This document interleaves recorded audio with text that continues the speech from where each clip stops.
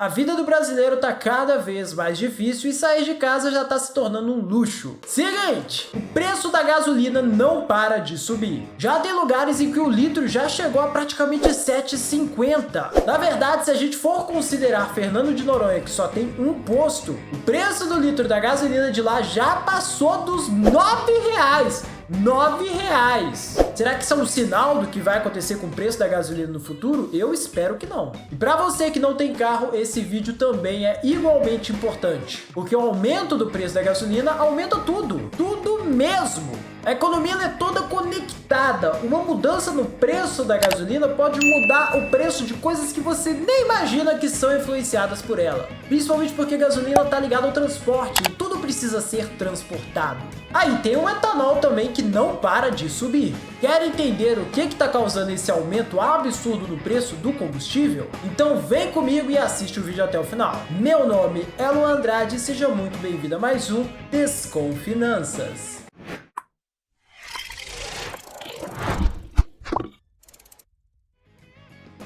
Tá tudo tão caro que pegar o seu carro e ir pro supermercado fazer compras já virou um passeio de luxo, daqueles em que a viagem é cara e que a comida do lugar é cara. Mas o motivo desse aumento de preços é muito mais complexo do que parece. Alguns estão culpando a Petrobras, outros culpam o ICMS, outros culpam o dólar, outros culpam os políticos do Brasil e afins. No final das contas, nós temos vários culpados por esse preço absurdo. Então, para começar essa discussão, primeiro precisamos entender o que está incluso no preço da gasolina. Segundo dados da própria Petrobras, cerca de 33,4% do preço da gasolina vem justamente da Petrobras para ela arcar com seus custos. Para arcar com os custos de produção, 11,3% vem de impostos federais, como PIS, COFINS e afins. 27,7% do preço vem do ICMS, que é o imposto estadual. 16,9% do preço vem do etanol, que está misturado com a gasolina. E 10,78% do preço vem da distribuição e da revenda. Claro que nessa conta também já estão sendo considerados o lucro de cada uma das partes envolvidas. Olhando para esse cenário de maneira bem geral, encontramos dois principais culpados por esse preço abusivo. O custo de produção, representando 33,4%,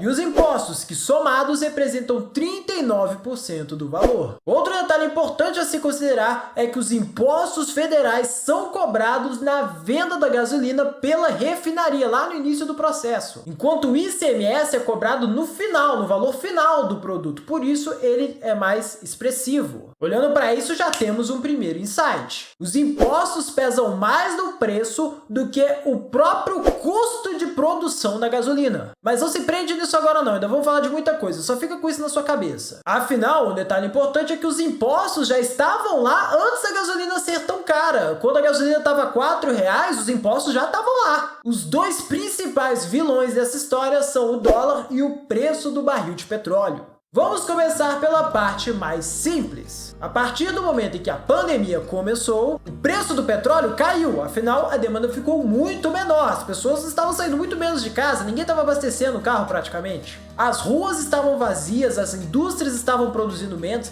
não fazia sentido importar tanto petróleo assim. Então até a produção do petróleo foi reduzida, já que a demanda caiu, eles pararam de produzir tanto petróleo assim. Não tem tanta gente querendo comprar, para que eu vou produzir? Além disso, tinha menos gente trabalhando na produção do petróleo também por causa da pandemia, as pessoas estavam em casa, então de qualquer forma a produção seria reduzida. E ela foi reduzida. Acontece que as economias mundiais começaram a se recuperar. E com isso a demanda por petróleo aumentou junto. Só que os grandes produtores de petróleo não estavam prontos para esse aumento repentino da demanda. Foi de uma vez, opa, de repente voltamos ao pique antigo, vamos lá, produz petróleo. Pô, não funciona assim, demora um tempo. Até porque a pandemia ainda tá rolando enquanto eu tô gravando esse vídeo. Tem gente em casa ainda por causa do vírus, eles não podem sair para produzir tanto petróleo quanto antes. Essa forte demanda com uma baixa oferta começou a gerar um aumento absurdo no preço do barril do petróleo e, consequentemente, aumentou o preço da gasolina no mundo como um todo, não foi só no Brasil não. E a partir daqui as coisas ficam um pouco mais complicadas. Como o petróleo é um bem finito e escasso, ou seja, que tem pouco no mundo e um dia vai acabar, os países que mais produzem petróleo, que estão em sua maioria lá no Oriente Médio, se uniram e criaram a OPEP. Ela já é antiga, já tá, não criaram na pandemia academia não, que é a Organização dos Países Exportadores de Petróleo, OPEP.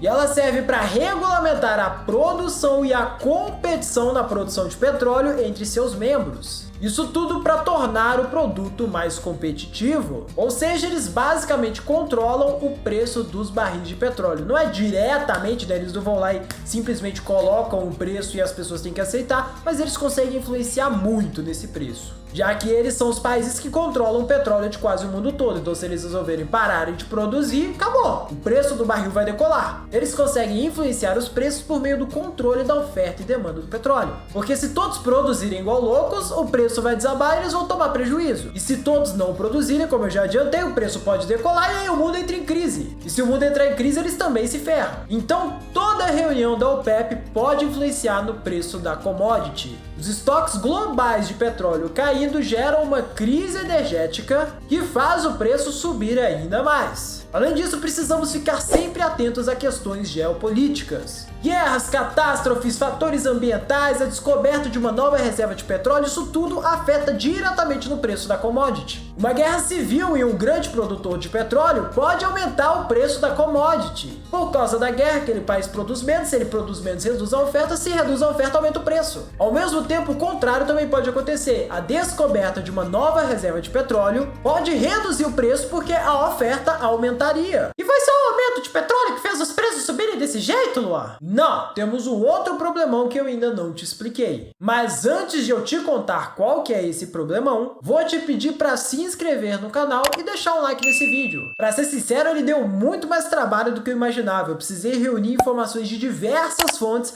para te apresentar essa situação toda da maneira mais imparcial possível. O outro fator que fez nossa gasolina ficar cara desse jeito foi a alta do dólar. O real foi uma das moedas que mais se desvalorizou em 2020. O dólar a mais de R$5 está aí para provar o que eu tô te falando. Mas o que isso afeta o preço da gasolina, Luan? A partir do momento em que nossa moeda perde valor, tudo que é importado fica mais caro. Isso gera um efeito em bola de neve gigantesco, uma vez que uma coisa vai encarecendo a outra. E obviamente o processo em torno da produção da gasolina também encareceu. Para ser mais preciso, em abril de 2020, o preço do petróleo e os custos da Petrobras representavam apenas 17% do preço da gasolina. Em abril de 2021, chegou a 36% do preço. E no momento em que eu tô gravando esse vídeo, como eu já tinha adiantado, tá em torno de 33,4%. Só que o efeito do dólar no preço da gasolina vai muito além desses detalhezinhos indiretos. Agora a gente vai voltar um pouquinho no tempo, mas vai fazer sentido, você vai curtir, se liga. Desde 2016, a Petrobras segue o que chamamos de PPI, Preço de Paridade de Importação. Como assim, Luan? Senta que lá vem a história. Antes de 2016, como a Petrobras é uma estatal, existia um controle no reajuste dos preços. Ou seja, o governo interferia muito mais na empresa. Só que, na época do governo Dilma, as coisas ficaram realmente complicadas para a Petrobras. Porque nessa época o preço do petróleo estava aumentando consideravelmente. E para evitar que esse aumento fosse repassado para os consumidores, o que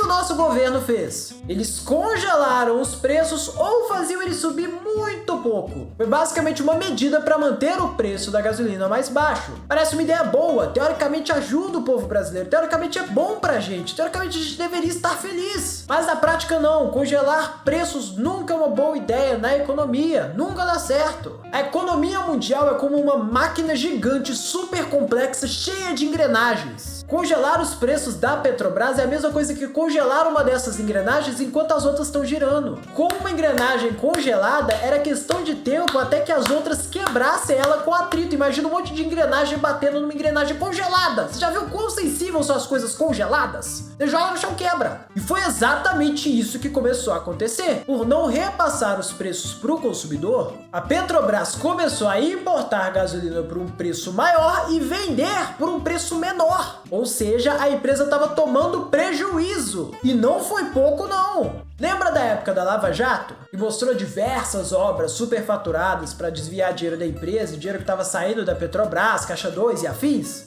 Então, essa política de contenção de preços gerou um prejuízo para a Petrobras maior do que toda a Lava Jato. Tá tudo bem, eu também quero uma gasolina com preço mais acessível, mas isso não pode quebrar uma das maiores empresas do país. E aí, em 2016, para evitar uma futura falência da Petrobras, eles mudaram esse sistema. Foram para PPI. Os preços passaram a refletir todos os custos em torno do produto. Por isso que chamamos de preço de paridade de importação. Paridade significa semelhança, igualdade. Os preços agora refletem os custos que a Petrobras tem com a importação e com todo o resto. Peraí, você tá vendo o que eu tô vendo? É exatamente aqui que o dólar entra. Inclusive, a partir do momento em que eles fizeram essa mudança, o preço da gasolina já começou a subir e desencadeou, em 2018, a greve dos caminhoneiros, que estavam em busca de um preço mais justo para o combustível e de um preço mais justo para o frete. Tá, Luan, eu entendi essa política e tal, que a importação, o dólar aí deixa as coisas mais caras, mas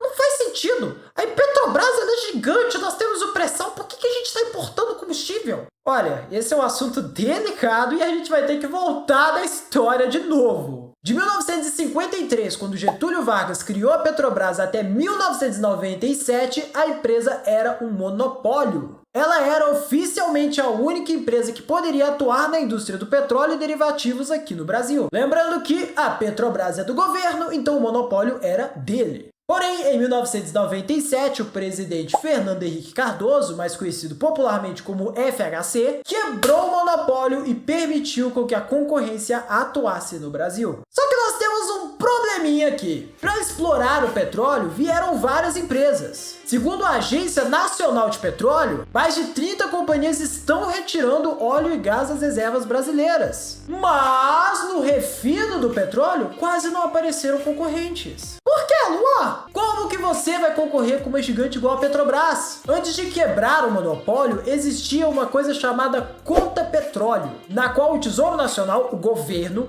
pagava a Petrobras para que ela vendesse combustível a um preço mais barato que o preço do mercado. Isso naquela época era aceitável, afinal era um monopólio, o governo podia fazer o que quisesse. O dinheiro da Petrobras era dinheiro do governo, o dinheiro do governo era dinheiro da Petrobras. Mas, como eu já mostrei para vocês, algumas dessas políticas de preço voltaram depois de um tempo, continuaram, mesmo depois de quebrar com o monopólio. E esse tipo de política espanta qualquer investidor. Aqueles congelamentos do preço, além de ter ferrado com as contas da Petrobras, que voltou a ser lucrativa há pouquíssimo tempo, também acabavam com qualquer concorrência. Como que você vai concorrer com uma empresa que passa anos tomando prejuízo só para não repassar os preços para o consumidor? Como? Não dá para concorrer. Por isso que algumas pessoas falam que a Petrobras ainda possui um monopólio invisível aqui no Brasil. Só que agora a conta tá aqui. A Petrobras não conseguiu se expandir o suficiente para atender todo o mercado nacional. Tanto que no momento em que eu estou gravando esse vídeo, a Petrobras já falou que podemos passar por um momento de desabastecimento.